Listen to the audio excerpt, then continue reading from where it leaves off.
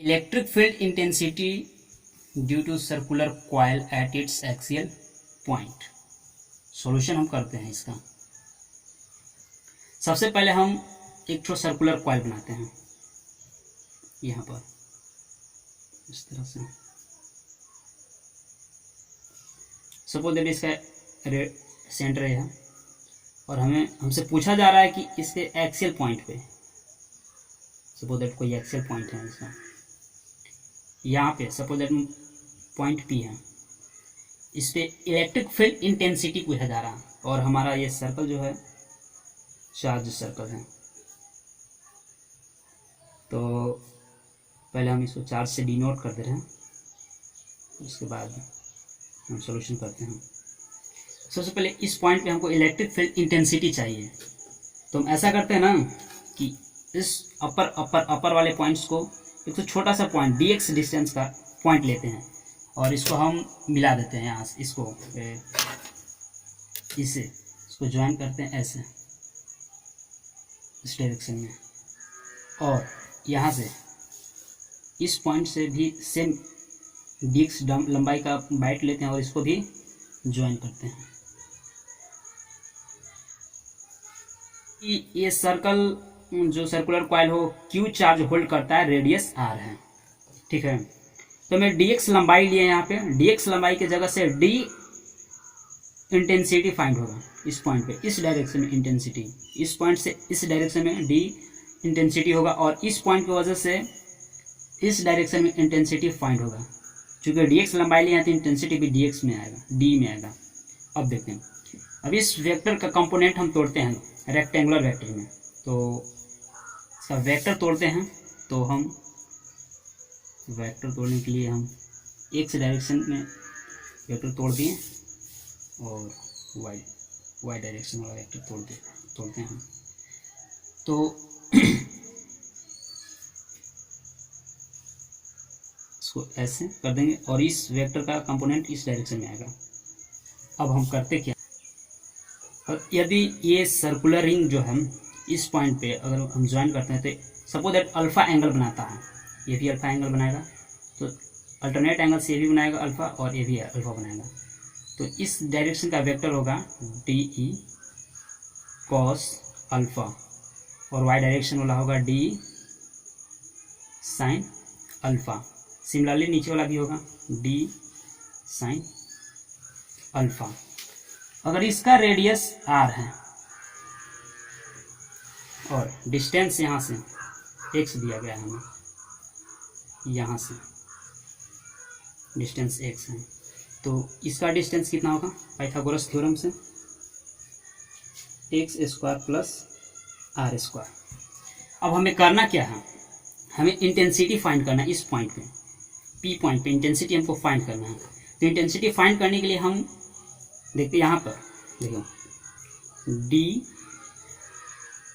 Integration करते हैं DE cos alpha, D cos alpha हम इंटीग्रेशन करते हैं। तो D का इंटीग्रेशन करेंगे तो हमें इंटेंसिटी आ जाएगा, ये तो वेक्टर के साथ, और D हम D बराबर हम K dq बाई डिस्टेंस को हम d² से डिनोट कर रहे हैं, ये वाला डिस्टेंस को d² और cos अल्फा लिख सकते हैं। अब हमें D का वैल्यू पता करना है, तो देखते हैं हम इस तरह से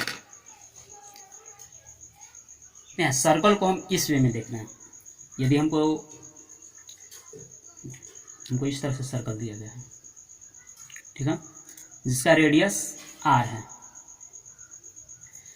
अब हम जानते हैं कि यदि ये सर्कल सपोज दैट है, तो इसको हम ये सेंटर है, सेंटर पर कोई थीटा एंगल बना रहा है, सपोज दैट इसका डिस्टेंस यहाँ से यहाँ तक का x है, x डिस्टेंस है। तो हमें एक तो रिलेशन हमें पता होता है कि theta is equal to x by r हम लिख सकते हैं। तो x इज इक्वल टू हम r थीटा लिखेंगे कि नहीं लिखेंगे, ये x को इस डायरेक्शन में ला दिए और r को थीटा के साथ मल्टीप्लाई कर दिए। अब हम इसको डिफ्रेंशिएट करेंगे तो एक dx is equal to r d theta, इसको हम यहाँ पे बॉक्स में बंद करते हैं पहले।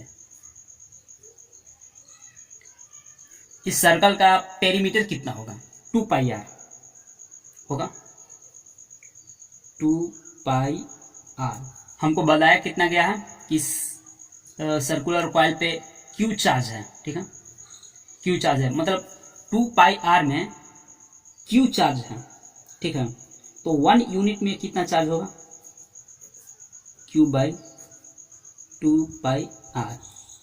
सिमिलरली उसी तरह से हम dx ले रहे हैं, इसका कोई लंबाई सपोज dx ले रहे हैं, ये 2 पाई आर इसका लंबाई है, हम dx लंबाई ले रहे हैं, तो dx में कितना होगा भाई, तो dx में हम q by 2 pi R into dx, जो कि dq के बराबर होगा। अब इस दोनों का वैल्यू हम इस इक्वेशन में पुट कर रहे हैं, तो इंटेंसिटी इज इक्वल टू हमारे पास k, ये तो सिमिलरली कांस्टेंट है, और dq की जगह पे हम ये पूरा हम टर्म्स डाल सकते हैं, ये पूरा टर्म्स, तो इसको हम dq की जगह पे डाल रहे हैं, q by 2 pi R dx। अब डी स्क्वायर जो कि डिस्टेंस शो कर रहा है इस पॉइंट से इस पॉइंट के बीच का, तो इसको हम ऐसे लिख दे रहे हैं, X square plus R square, ये अंडर रूट में है तो ये भी स्क्वायर में, तो स्क्वायर से अंडर रूट कैंसिल हो जाएगा। अब कॉस अल्फा को एज इट लिख रहे हैं, कॉस अल्फा। अब कॉस अल्फा की जगह पे हम इतना लिख सकते हैं, कॉस का रिलेशन देते हैं यहाँ से, देखो कॉस अल्फा इक्वल टू होता गया बेस बाई हाइपोटेनस। इस फिगर में बेस कितना है, एक्स, हाइपोटेनस कितना है, एक्स स्क्वायर, तो बेस एक्स हो गया, और हाइपोटेनस कितना है, X square plus R square है। अब हम वैल्यू इसमें पुट करते हैं, देखते हैं इंटेंसिटी इज इक्वल टू हमको क्या है, K Q by 2 pi R, dx के जगह पे हम dx के जगह पे ये वैल्यू हम डाल सकते हैं R D theta by X square plus R square, और कॉस अल्फा की जगह पे ये वैल्यू हम डालेंगे, ये वैल्यू, तो इसको हम ले लेते हैं, तो हम एक्स बाई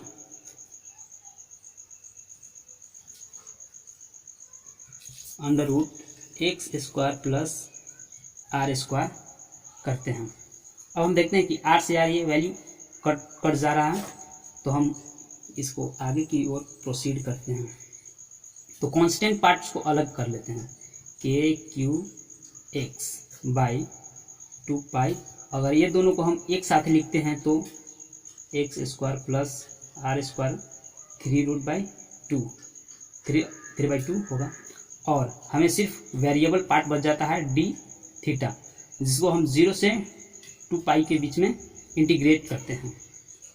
इसको आगे की ओर प्रोसीड करते हैं, तो हमें मिलता क्या है, K Q X by 2 pi X square plus R square 3/2, और डी थीटा का इंटीग्रेशन हम करते हैं तो थीटा आता है, इसका वैल्यू 2 पाई 0 से 2 पाई के बीच में कर, इसको के क्यू एक्स बाई 2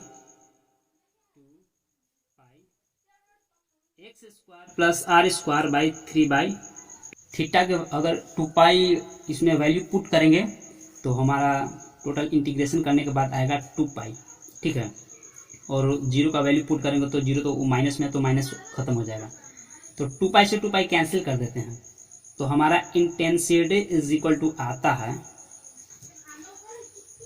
के Q X by X square plus R square 3/2, ये फाइनल हमारा आता है K Q X by X square plus R square 3/2, full and final मेरा आ गया।